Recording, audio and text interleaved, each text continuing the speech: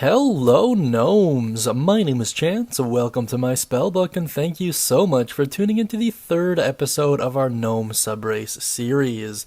Today, we're going over arguably one of the strongest choices from a mechanical perspective. We're going to be going over the Mark of Scribing Gnome. If you're not familiar with the marked subraces, they're really good, they got a lot going on with them, and they put a lot of other options to shame in some of the most brutal ways imaginable, basically like clubbing a baby seal. The Mark of Scribing Gnome is no real exception. If I were to play a gnome, I would pick the Mark of Scribing. Not just because it's mechanically better, but reading through it, this is actually really close to how I play a lot of my casters anyways, so it wouldn't really be that much of a stretch. The marked races are found in the Eberron Rising from the Last War book. It's a great book, I recommend getting it, but a lot of times Dungeon Masters will ban these races outright. Now, before we dive into its traits and talk about it further, please check out the full gnome playlist by either clicking on that little eye icon up above there, or waiting until the end of the video and clicking on the relevant end screen. In any case, let's dive right into its traits. Out of the gate, it gets a +1 to Charisma, which is super great. Charisma is one of the most useful stats in D&D 5e, and maybe in RPGs in general, although it kind of depends on your playstyle. And they also gain access to Gifted Scribe, which I think is cool as heck. When you make a history check or an ability check using Calligrapher's supplies, you can roll a d4 and add the number rolled to the ability check. Basically, you can write a heck of a lot fancier, and this goes a long way towards forging documents, which is one of the coolest ways to get around certain scenarios or better your standing in the world at large. I think it's really neat, and I find it's an incredibly underutilized skill in the game, so hopefully this will remind you to use it more often. If you thought that was everything this gnome gave you, I hate to say it, but you are sadly mistaken. We're really just getting started. Let's move on to their other traits. They'll also gain access to another cool ability called Scribe's Insight. You know the message cantrip. You can also cast Comprehend Languages once with this trait, and you regain the ability to do so when you finish a short or long rest. Starting at 3rd level, you can cast the Magic Mouth spell with this trait, and you regain the ability to cast it when you finish a long rest. Intelligence is your spellcasting ability for these spells. These are all some of my favorite spells in 5e, just in a general sense. Comprehend Languages is one of the most useful spells for the exploration pillar of play. Basically makes it so you can understand every language. We have a video on it. There is, however, a weird caveat to it where you understand the literal meaning of the spoken language, and there are a lot of languages, even in our real world and certainly in a fantasy world, where the literal definition doesn't really translate over to what the person's trying to communicate, so it might make for some interesting conversations there.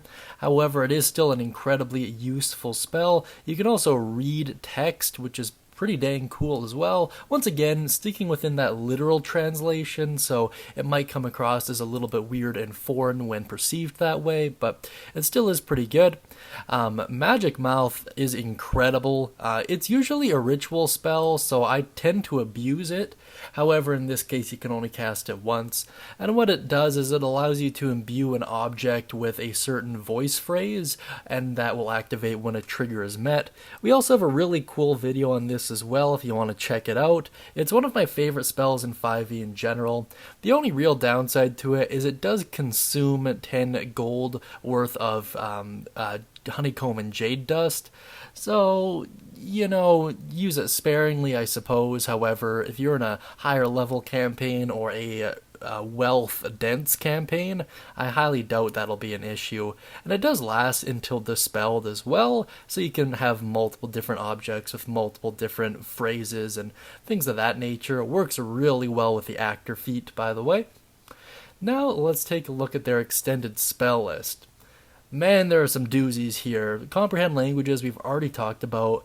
Illusionary script is another one of my favorite spells to just outright abuse. We have another video on that as well. I get into some debates with how useful it actually is. It really does come down to the dungeon master, but watch the video, have that conversation, go from there. It lets you basically make it is what it says it is. It lets you make illusionary text on an item, so there's a lot you can do with it. Under second level spells, you'll gain access to Animal Messenger, which is kind of cool from a roleplay perspective and makes sense with the gnome's affinity with nature. It lets you essentially take a tiny animal and send them out to deliver a message to someone either at a specified location or that falls under a specific description. It's really cool stuff. They can cover insane amounts of distances if they absolutely have to. It's really nice. They can also replicate the sound of your voice so you don't have to worry about things getting lost in translation. It's really nice. Really, really nice. That being said, it's pretty useless when it comes to combat, so bear that in mind. Silence, however, is not useless when it comes to combat. We have a video on it as well. Check it out. It's really a neat spell if used properly. Essentially, it creates an area where no sound can be created or passed through, and because of that, it basically makes most spellcasters' higher level spells completely worthless. Creatures are also deafened while inside and gain the immunity to thunder damage, which is a pretty neat little twist on it that I don't see a lot of people discussing. Deafened, if you're not super familiar, just means they fail any checks that rely on hearing, so like perception checks probably would fall under that. So it is up to the dungeon master, so have them speak about it.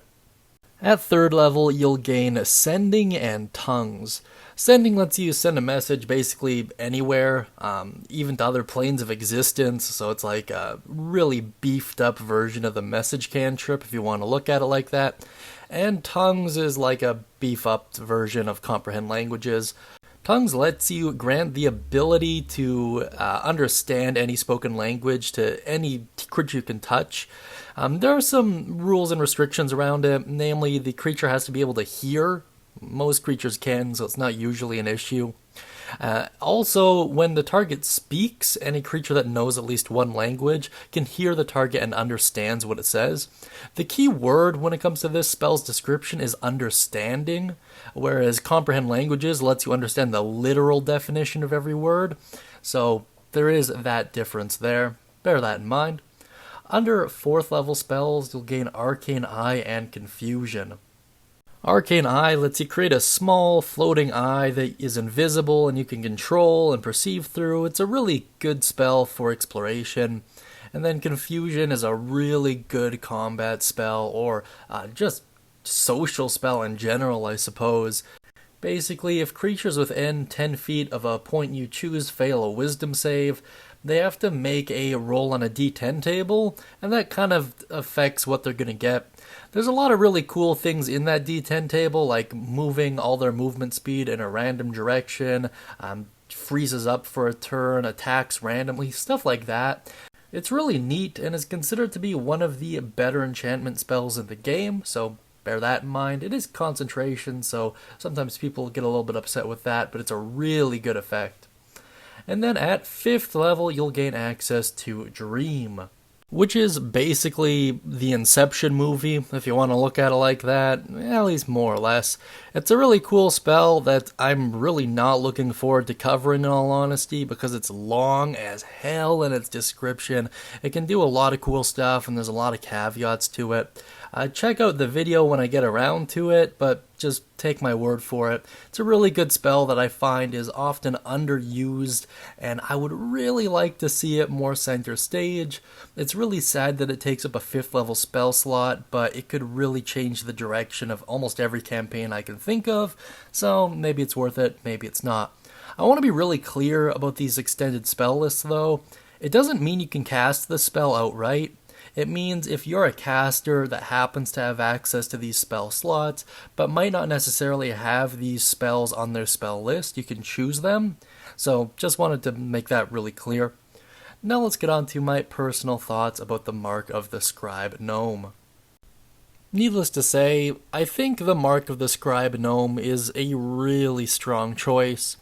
But that being said, it might not necessarily be the best choice for you. If you're playing a martial character, this is all pretty much useless to you. However, if you're playing something like a warlock or a bard or even a caster in general, any full caster, all of this will be super useful to you. The warlock in particular, just because of their ability to get back spell slots so easily, you could really take advantage of this in a lot of social encounters, and the fact that charisma is their spellcasting modifier would go a long way as well. Even the paladin could really benefit from this. Once again, charisma being their spellcasting modifier, and I find their spell list lacks a lot of utility spells, so this would be a good way of adding on to them. However, is it worth the smite slots? That's kind of up to you, and would likely come down to the campaign anyways, so yeah, just bear that in mind. That being said, let me know what you think of the Mark of Scribing Gnome down beneath in the comments section. Be sure to mention any thoughts, questions, comments, or concerns you have regarding them. And if you'd like to get access to a free one-shot, please feel free to use code WELCOME over at the Guildhall. And don't forget to check down beneath in the pinned comment for all of my other channels. That being said, I hope you all have a great day, and as always, happy adventuring.